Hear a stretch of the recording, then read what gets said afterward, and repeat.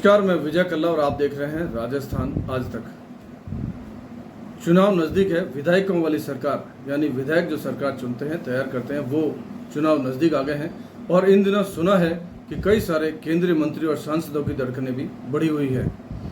उन्हें लगता है कि कहीं उन्हें टिकट देकर चुनाव मैदान में नहीं उतार दे।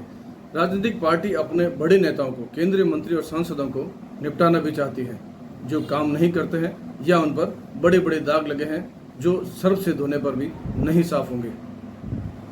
इन नेताओं की धड़कनें बढ़ना स्वाभाविक है, क्योंकि अब तक बहुत आराम से सब कुछ चल रहा था। लेकिन अचानक अगर उनको विधायक बनाते हैं, हो सकता है उनको विधायक बनाकर मुख्यमंत्री बनाए, उप मुख्यमंत्री बनाए, या ऐसा कोई बड़ा पद, कोई भार दे उनको। लेकिन हो सकता है पार्टी ऐसा नहीं करके उनको निपटाना चाहती है। ऐसे में उनको सम्मानजनक निपटाने के लिए उनको विधायक बनाने का टिकट दिया जाएगा, और वो हार जाते हैं या कोशिश की जाती है कि वो हार जाए तो वो निपट जाएंगे और सम्मानजनक तरीके से उनको कहीं और पद दिया जाएगा। खबरों में आगे चलते हैं। विधानसभा चुनाव में जो आगामी चुनाव आ रहे हैं, उसमें टीम वसुंधरा को निपटाने की कोशिश की जा रही है। ये ऐसे नेता हैं जो कुछ सालों पहले तक, जब वसुंधरा मुख्यमंत्री थी, उनको दंडवत किया करते थे, उनसे टिकट मांगने के लिए लाइन में लगा करते थे कि हमें सांसद का टिकट दिलवा दो। और वसुंधरा राजे ने पूरी मेहनत करके शिद्दत के साथ उनका साथ दिया, उनको सांसद का टिकट दिलाया। कुछ बड़े मंत्री बने, कुछ सांसद हैं। वो वसुंधरा राजे के लिए खड्डे खोदना चाहते हैं। वसुंधरा राजे टीम को हाशिए पर धकेलने के लिए पूरी कोशिश कर रहे हैं। उन्हें नहीं पता कि समय ने इस वक्त उनके नीचे भी मोटी काई जमा दी है जिस पर वो दौड़ना चाहते हैं। हो सकता है काई पर गिरकर वो खुद फिसल कर किसी बड़े खड्डे में गिर जाए। टीम वसुंधरा को निपटाना इतना आसान नहीं है, क्योंकि वसुंधरा की टीम में कई सारे सांसद, विधायक, पूर्व मंत्री, पूर्व जिलाध्यक्ष और बड़े सारे कार्यकर्ता हैं। ऐसे में उनको इग्नोर करना, उनको निपटाने की कोशिश करने में भाजपा की पार्टी परेशान हो सकती है। अब स्थानीय मुद्दों की बात करें तो एक वयोवृद्ध नेता को लगता है इन दिनों टिकट नहीं मिलेगा, ऐसी चर्चा है।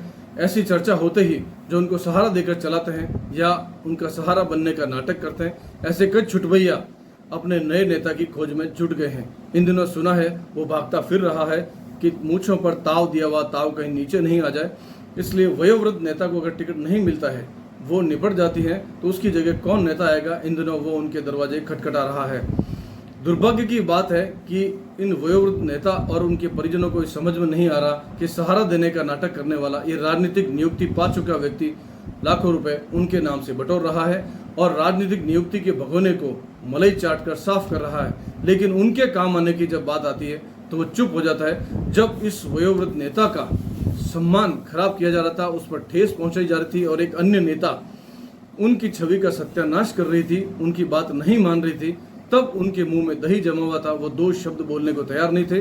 और अगर कहीं मौका मिलता भी है कि उस वयोवृद्ध नेता, उस महिला नेता के सम्मान में कुछ किया जा सके, तो वो पीछे हट जाते हैं, भाग छूटते हैं, मुंह छुपाते हैं। ये छुटवैया नेता इन दिनों नए अपने बॉस की तलाश कर रहा है। ऐसे लोगों से इस महिला नेता को समय रहते सावधान हो जाना चाहिए। हो सकता है उनको फिर से टिकट मिले, फिर वो सरकार का हिस्सा बने, लेकिन ऐसे नेताओं को समय रहते दूर कर दे, ज़्यादा बेहतर रहेगा।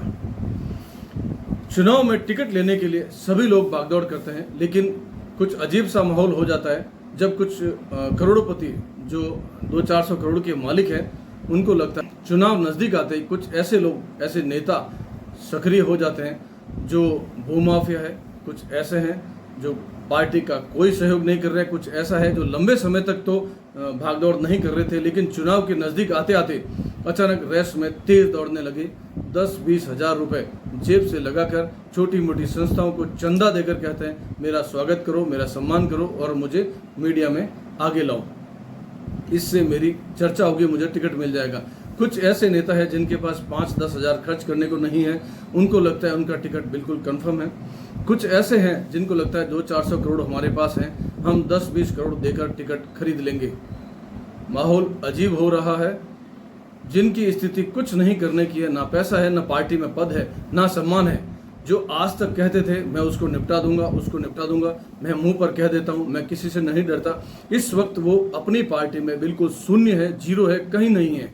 क्योंकि वो दूसरों को निपटाते निपटाते इतने निपट चुके हैं कि इस वक्त वो कहीं नहीं है, ना आर्थिक तौर पर ना कहीं और। हाँ, भूमाफिया के तौर पर उनकी पहचान खूब अच्छी बनी। इस वक्त भी वो एक कब्जे के मकान में रह रहे हैं, ज़मीन पर कब्जा किया और मकान बना लिया है। कुछ भूमाफिया ऐसे हैं जो बहुत बड़े स्तर पर पहुंच गए और उनको भी टिकट चाहिए। सुना है उनका नाम भी चर्चाओं में है। ऐसा होता है तो पार्टी के लिए और शहर के लिए बहुत बुरी स्थिति हो जाएगी। जो आज भूमाफिया है वो विधायक बनने के बाद, मंत्री बनने के बाद कितना बड़ा भूमाफिया होगा, कितने लोगों को परेशान कर रहा है, सरकार की छवि खराब करेगा। ये सरकार को समय रहते सोचना चाहिए।